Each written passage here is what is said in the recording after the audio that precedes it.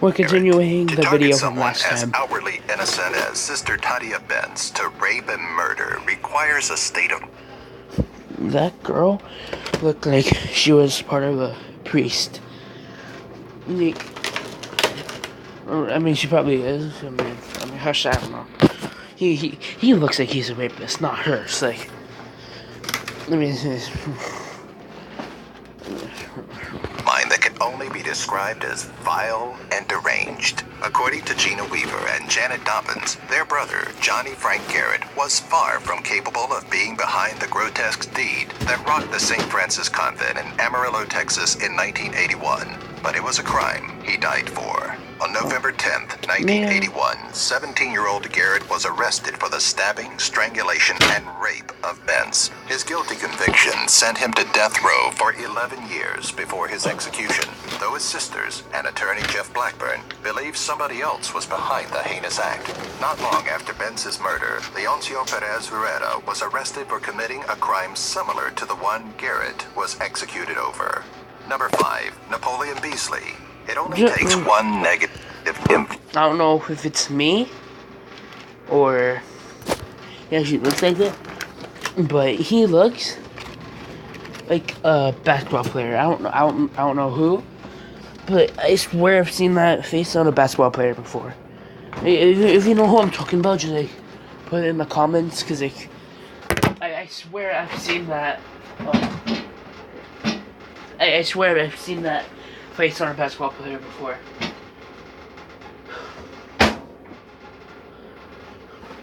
Influence in a young person's life to completely change their course. For Grapeland, Texas teenager Napoleon Beasley, a youth known for his shining accomplishments as an honor student and class president, it was the backlash he received for being too white. The 17-year-old light-skinned Beasley. But how can somebody be too white? That makes no sense.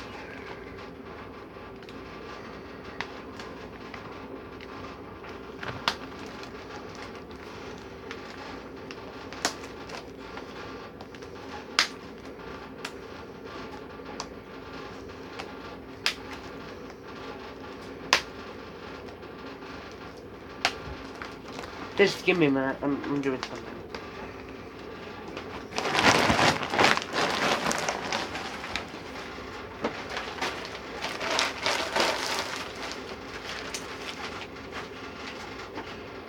Hey, I'll be back. Hold on.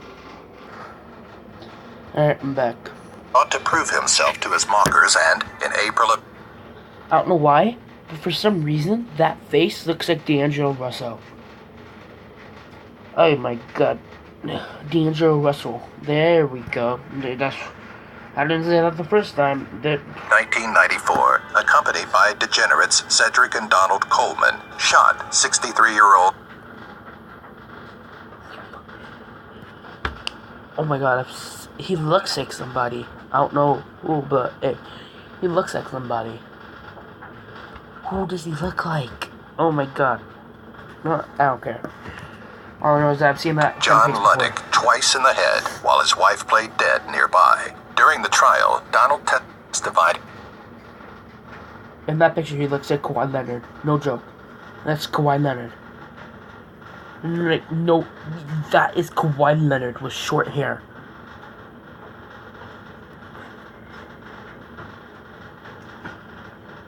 Against Beasley, painting him as the ringleader of the night, and after 2 hours of deliberation, the teen's conviction came, sentencing him to death. His time on death row was not spent denying his guilt, but questioning his lack of a second chance, a sentiment shared by the protesters at his execution. Number 4, Sean Richard Sellers. Sean Richard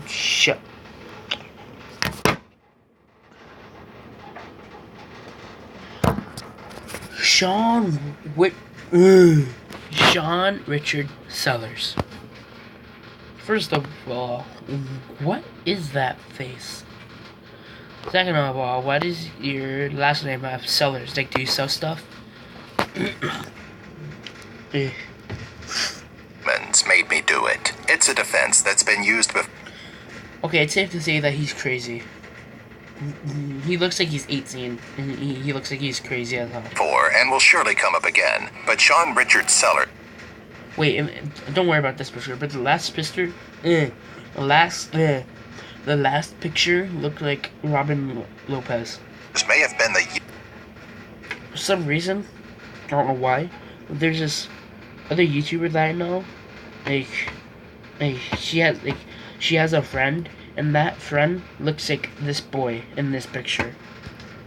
youngest defendant to have to use it to proclaim his innocence in a case of murder. In 1985, a 16-year-old Sellers was arrested for the murder of his parents and connected to the unsolved murder of convenience store clerk Robert Bauer. What followed was a confusing mess of different reasons, ranging from having amnesia of the crime to his legal counsel's attempt at blaming his Dungeons and Dragons addiction. Thrown in there was an attempt to claim possession, as Sellers was known for his connection to Satanism.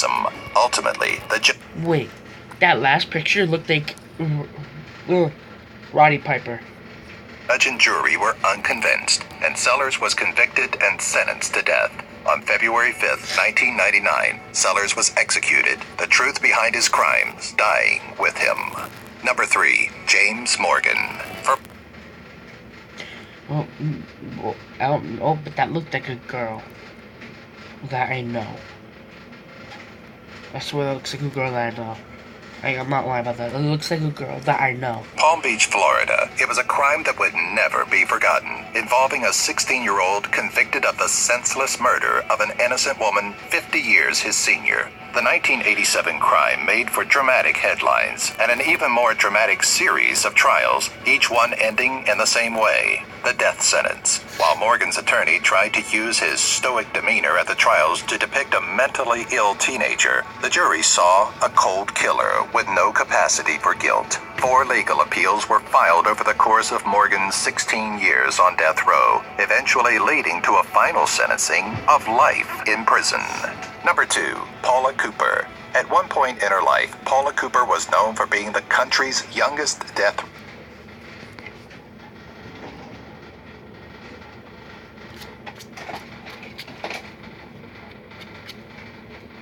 You seen the Sharky? Hmm? Sharky? Have you seen it? No, I haven't. Oh, God. On the face. Yep.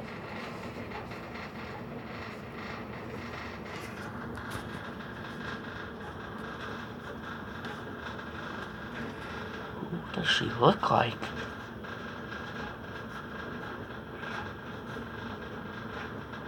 That's why I've seen that face before.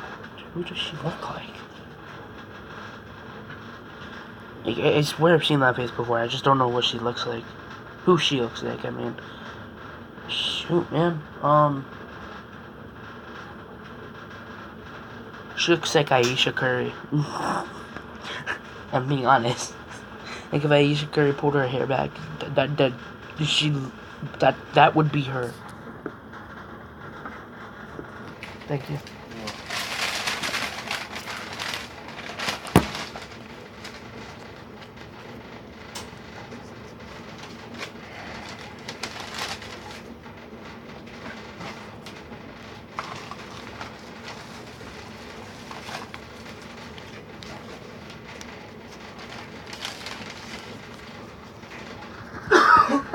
Inmate. In 1985, a 16-year-old Cooper was convicted of the murder and robbery of 78-year-old Ruth Pelkey. The teen confessed to killing Pelkey with a butcher knife, having stabbed her 33 times, only to make off with $10 and the victim's car. The death sentence conviction that followed sparked an outcry that caught the attention of Pope John Paul II and the Indiana Supreme Court. Before she could be executed, her death sentence was...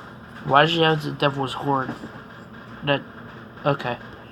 Was overturned into a 60-year sentence. After 26 years in prison, on June 17, 2013, she was released to the real world, but would be found dead just 2 years later on May 26, 2015, from an apparent suicide.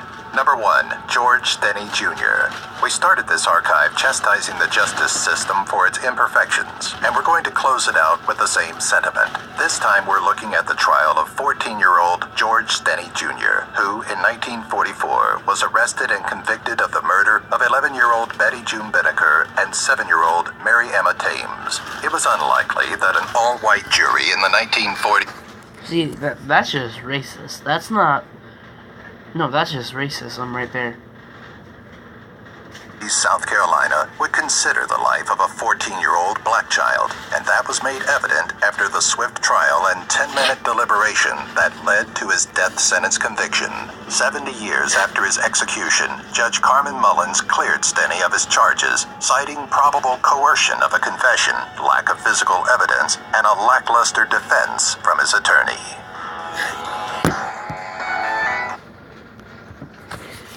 And peace out.